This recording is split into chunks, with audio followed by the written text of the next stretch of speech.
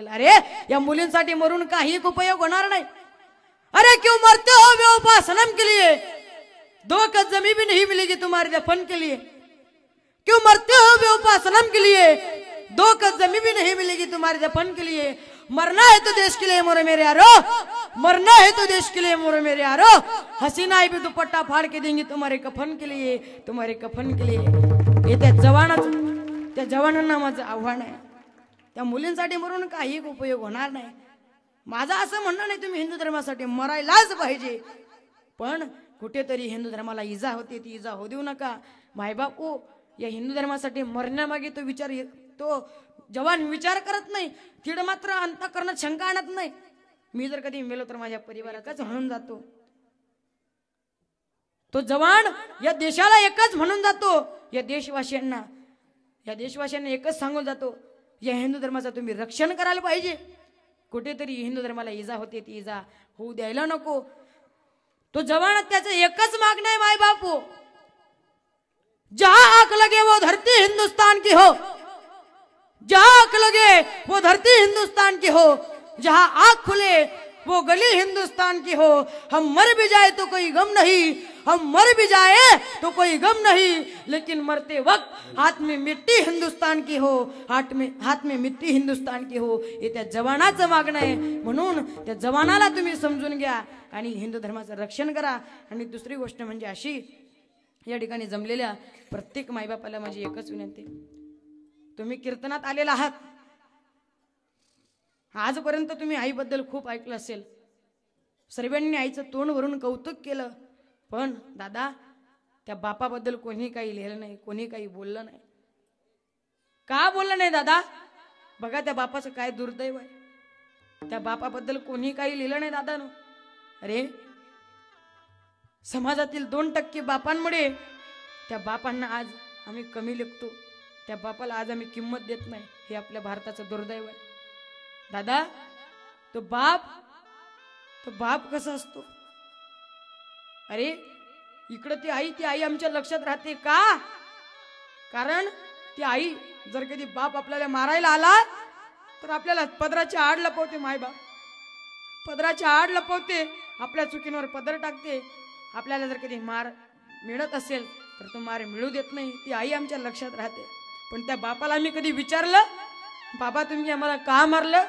अरे चुक्या पदरात घालणारी आई आमच्या लक्षात राहते, पण तीच चुकी पुन्हा करू नये म्हणून मारणारा बाप आमच्या लक्षात राहत नाही, हे आमचं दुर्दैव आहे मायबाप। समाजातल्या 2% बापांमुळे आज त्या 98% बापांना आम्ही कमी लेखतो का? याचं कारण आजकालचे मुलं मुली अरे शर्ट काढून 6 ॲप दाखवणारा हिरोला आयडल मानतात, त्या हिरोला आयडल मानतात, पण ज्या बापाने आपल्यासाठी आयुष्यभर काबाळ कष्ट केलं, राबला तो बाप, हाडाचं काढ केलं, रक्ताचं पाणी केलं, त्या बापाला आम्ही आयडल मानत नाही, आदर्श मानत नाही। हे दुर्दैव त्या बापाचं आहे बाप, हे दुर्दैव त्या बापाचं आहे। तिकडं तो बाप राबतो, आम्ही त्या बापाचा आदर्श घ्यायला विचार करतो। दादा त्या हिरोने शरीर कमवलं, हो त्या हिरोने शरीर कमवलं तुमच्या आणि आमचे मन जिंकण्यासाठी, पण या अभिनेताने त्या बापाने त्या अभिनेत्यापेक्षा वरचं काम आपल्यासाठी केलेलं आहे। त्या हिरोने शरीर कमवलं तुमच्या आमची मन जिंकण्यासाठी, पण या बापाने शरीर गमवलं तुमच्या आणि आमचं भविष्य कमवण्यासाठी, तुमचं आणि आमचं भविष्य कमवण्यासाठी। माय बाप तो बाप कसा असतो तो बाप आम्हाला नाही कळला। अरे या ठिकाणी जमलेल्या प्रत्येक तरुणाला माझे हात जोडून विनंती, तुमच्या पायावर डोकं ठेवतो, आपल्या अंगावरचा लक्ष क्वाजीचा बन्यान बघा, आपल्या अंगावरचा लक्ष क्वाजीचा बन्यान बघा। त्या बन्यानकडे पाहिल्यानंतर जेव्हा तुमचा बाप घरामध्ये असेल ना, त्या बापाकडे नीट बघा आणि त्या बापाच्या अंगावरचा तो फाटका बन्यान बघा। त्या बन्यानकडे पाहिल्यानंतर तुम्हाला त्या बापाची किंमत कळेल, त्या बन्यानकडे पाहिल्यानंतर तुम्ही म्हणाल, तुम्हाला कळेल की याचं नशीब फाटलं, आपलं नशीब घडवता आपलं नशीब घडवता मायबापानो स्वतःच्या पोटाला चिमटा देतो तो बाप, पण आपल्या मुलांची हौशी मौशी पूर्ण करतो। आपल्या पायातली महागडी शूज बघा, रेड अँड चिपची बुटं बघा, आणि घरी जात असताना ओट्यावर काढलेली तुमच्या बापाची टाचा घेतलेली चप्पल बघा मायबाप, त्या चप्पलकडे पाहिल्यानंतर तुम्हाला कळेल की याचं भविष्य, आमचं भविष्य घडवण्याकरता याचं नशीब घेतलं, याचं नशीब घेतलं. असा तो बाप असतो, मायबाप. पण त्या बापाचा आम्ही कधी विचार करत नाही. अरे या ठिकाणी जमलेल्या प्रत्येक तरुणाला, प्रत्येक तरुणीला माझी एक विनंती, तुम्ही तुमच्या बापाकडे हट्ट धरला, बाबा आम्हाला ही वस्तू आणा, तुमचा बापा पोटाला चिमटा देऊन ती वस्तू आणतो, पण त्या बापाचे आम्ही उपकार कधी जाणून घेत नसतो. मायबाप ओ, तरुण मुला, तरुण मुली बापाकडे ड्रेस मागताय, बाबा आम्हाला ड्रेस पाहिजे, पण त्या बापाच्या अंगावरचे कपडे पाहून ते कधी असं म्हणत नाही, बाबा तुमचे कपडे फाटले हो, आम्हाला ड्रेस असू द्या आणि तुम्ही चांगले कपडे शिवा, तुम्ही चांगले कपडे शिवा. हे कधी आमचे तरुण आणि तरुणी म्हणत नाही. दादानो, अरे ती आई आमच्या लक्षात राहते का?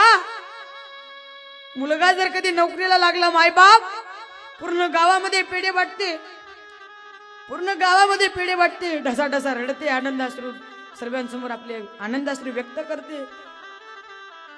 ती आई आमच्या लक्षात राहते.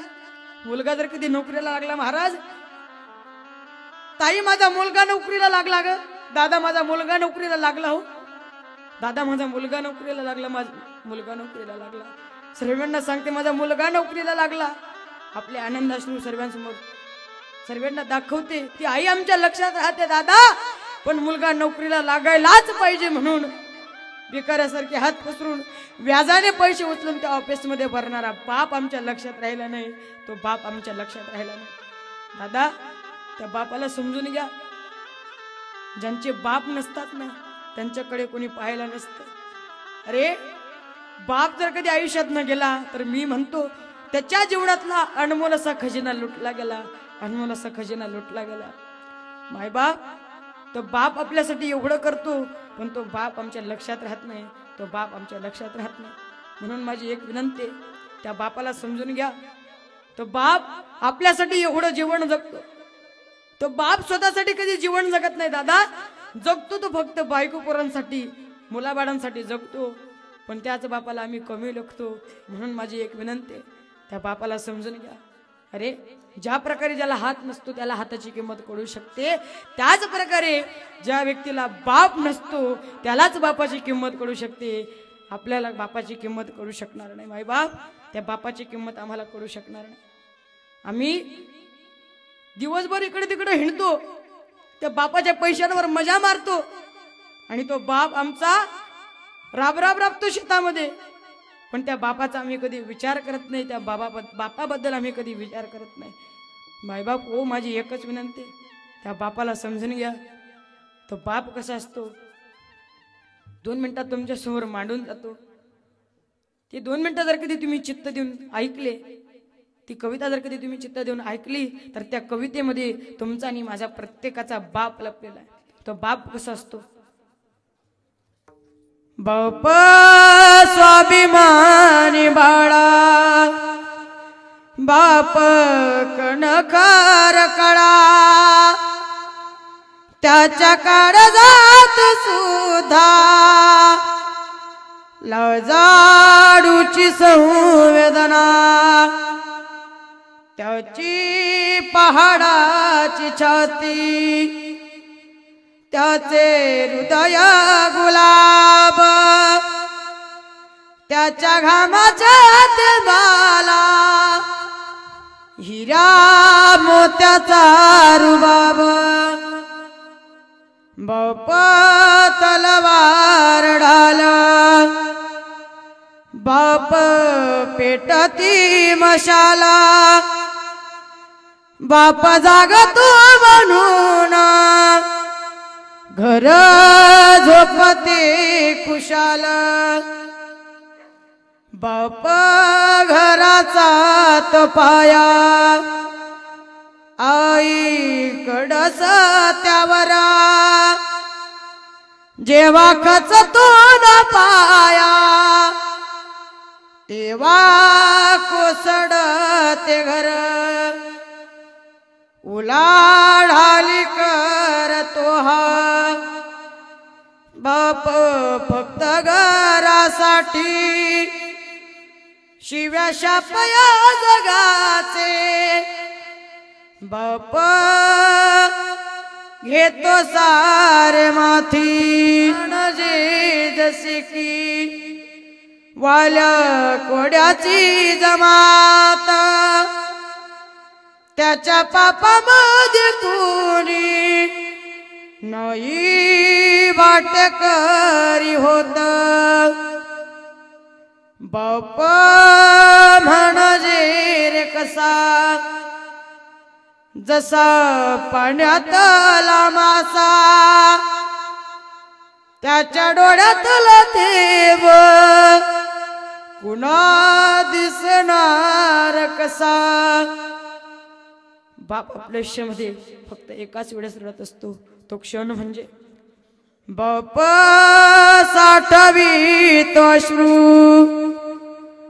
वाट पायी त्या क्षणाची जन्मभराचे रडतो